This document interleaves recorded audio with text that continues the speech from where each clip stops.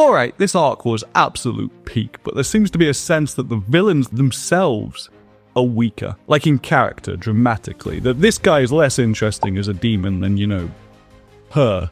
And that's wrong. I think Revolte is one of the most underrated villains. I think the demons are a lot more interesting than just nameless monsters. Revolte is emblematic of how demons in Frieren work better as an antagonist than they're given credit for. Especially this guy. It challenges the core moral argument of Frieren, a villain that deals with the contradiction that's common to mages, a pretense, a front, and a monster underneath. Like how Frieren can look like this, but look like this in the eyes of demons. Something that the demons and their heroes kind of have in common. He's an underrated villain. Often people turn off with the demons because they aren't like anti-heroes. They take a different approach to it, but there is still a lot more going on than just a black and white evil. Revolte is a funhouse mirror of these two symbolically, and one of the most dynamic villains we've seen in Frieren. He isn't the flashiest, he doesn't have the cute girl design of Aura, he isn't the imposing immediate presence of Qual. He's not as layered as some of the upcoming demons, or as rude as the lady in the church who was mean about Frieren, the real villain of the series. Let's not lose track of that. But I do think Revolte is a horribly underrated villain in this little arc. There's a lot more to him than just 4 arms flailing swords. These guys, not as interesting. Okay, yeah. But this snake body monster head thing, he's got depth. The main problems people have with Revolte, and often demons, is that they're not tortured souls. They aren't evil characters who have this pain and interesting morality to what they're trying to achieve. Like someone with a goal but a misguided way of going about it. The way demons and others communicate with its strained, manipulative nature of talking, it doesn't make for the kind of dialogue that makes a villain compelling. They talk to mislead, not really that often to just discuss or explore. But even without a lot to say, there's a lot of depth to Revolte still. Symbolically, thematically, otherlies. He's designed from the ground level to be a mirror to these two, to culminate in a moment of extreme catharsis, and he exposes something about the philosophy of demons in Frieren that no one else does.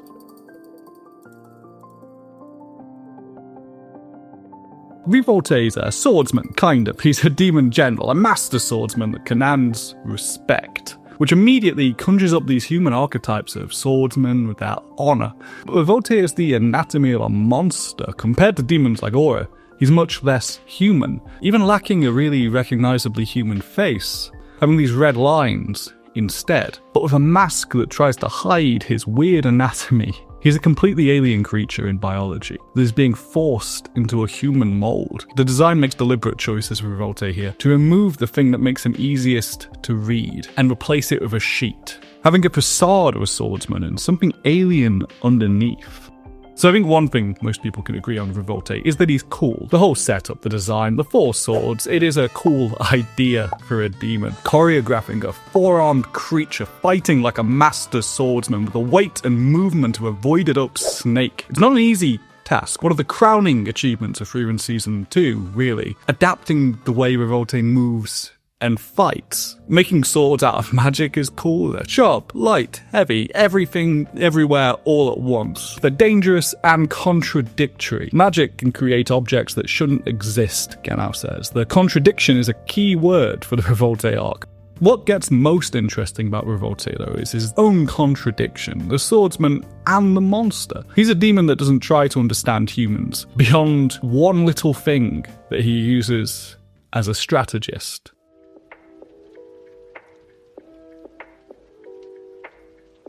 Demons in Frieren don't understand humanity and emotional connections, and a lot is missing for them, but quite a few we meet try in some way.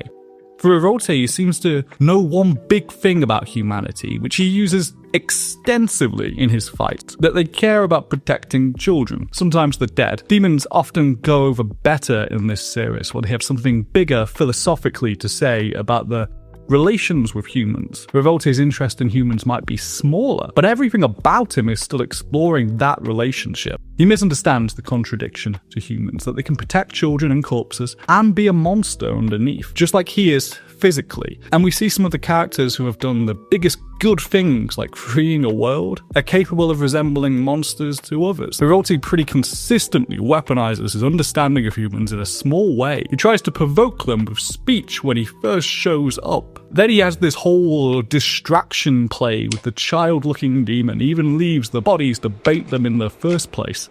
Tactics all pulled from his minor understanding of humans. But that tactic of using a kid as bait, let's just look at that symbolically. There isn't really anything that could be a more basic, humane act than stepping in to save a child. It's the kind of kindness to strangers that Genau claims he can't stand. But he ends up acting on it. He's bringing everything back to the same ideals that makes Frieren's party different. Stepping in to save a child from a demon is literally Himmel material. Symbolically, there's nothing clearer about making someone a big damn hero than having them do this. And it's that urge that Revolte is exploiting, that drive to help people. It's actually positioned as someone directly taking advantage of Himmel-esque impulses. And that's interesting. That's putting Genau's challenge to the normal morality of Frieren front and center, dealing with it through the fight. That's what this means. That's what Revolte brings to the table. Revolte has been rolling around the northern lands with actual tactics to clean out the people polluting it. He's setting traps and then traps within the traps. He knows one thing about humans and he's using the same old trick over and over. To him, humanity is the coyote repeatedly running into a painting of a tunnel. Why do they keep falling for it? If you're interested in the demon's humanity duality in Frieren, Revolte is fascinating in that. He takes the series' baseline idea about human nature, it's what Himmel the Hero would have done, and tries to go in a more nuanced direction. So I read criticism of Frieren quite a bit that calls its morality simplistic, because being a hero is a good thing. But this arc deals with that, it explores it. Through Genau, Revolte, and Stark, we get to see it in more detail, and that sometimes things go another way. But what's so funny about it's what Himmel the Hero would have done? When did cynicism become so much the baseline that we should assume it's a trick? Why can't you help someone just because it's right? It introduces a different take on the morality, but Frieren is ultimately a show where doing what Himmel the Hero would have done is objectively right. This all adds to the morality discussion, but it doesn't change the conclusion. I think the criticism that Frieren's morality isn't interesting though and it isn't explored isn't right. Revolte's little play here is based on that. The morality discussion is right here in the text, even if Revolte isn't directly monologuing about how tricking humans is really funny. That's what it's about. It's talking about that. That's what's interesting about Revolte. All that strategy and the morality question, it melts away to just a monster underneath, which is a direct mirror to the hero's journey in this arc too. Revolte bridges the gap between the more human demons and the monstrous, because while he is held up as a swordsman, something with very civilized connotations, he's just a monster. And we see that in the fight. I think this is something that gets overlooked with Revolte, because it's a really cool fight, but there's meaning to how his fighting style changes. He's a snake, isn't he? Kinda. Or still a four-armed monster. He's a snake with the top body of General Grievous, which is horrifying. I think the constant describing of him in this swordsman way, focusing on his technique, it primes the audience. It tells us to expect more of a samurai knight figure, someone with chivalry, honor in some ways, all human concepts we associate with a master swordsman. And then, once he's actually onto the back foot, he's something else entirely. There's an act you put on to appear stronger, more virtuous, cooler, or civilized. You can make yourself appear more human. As these two begin to turn the tides, Revolte's behavior changes. As he's weakening and not focusing his mana in the swords anymore, he's reduced to more and more monstrous behavior. Demons can blend in with humans, but under the surface is something alien. Revolte is a physical embodiment of that, an alien moving like a swordsman before descending to a monster, shoving his extending arms through their chests at the opportune moment. He's a monster who literally embodies the contradictions behind demons, one which gives the villain in this fight a lot more depth, especially with the demon as a mirror to the humans. I think some of the best ways to structure a villain is to make them something of a reflection of the protagonists. There's a lot of that in Frieren, a lot of it isn't that subtle, but even here there's tons symbolically that lines up between Genau and Stark and Revolte. The Stark that's tanking these hits, proving those around him wrong about his endurance. He's something more than what people thought at the beginning. There's a depth that humans can descend to under desperation, just the same as demons. We see that in Frieren's change of face off against demons. It's the same for Stark, being willing to be a monster to survive. Genau presents himself as a monster, a deeply unpleasant person who saves a child. Genau's whole arc is kicked off by the demon child's trick on his partner, and it culminates in the same trick, proving Genau is just as much of a contradiction. Even as Revolte descends into a physical monster in his fighting style, Genau is also transforming into something more animal-like when the fight first starts with the bird wings. It exposes what Genau keeps saying was a character flaw, being too kind for complete strangers. That's a flaw he ends up sharing. It's Revolte's specific character that allows this arc to happen. The one thing he knows about humans sets this up. Revolte is interesting in how he allows us to see characters differently through the lens of the demon. Being the symbolic counterweight, he changes these two. He's the catalyst. But Revolte has an arc of his own, which culminates in pain for misunderstanding humanity. That contradictory nature that all three share. His mistake is not realizing the contradictions.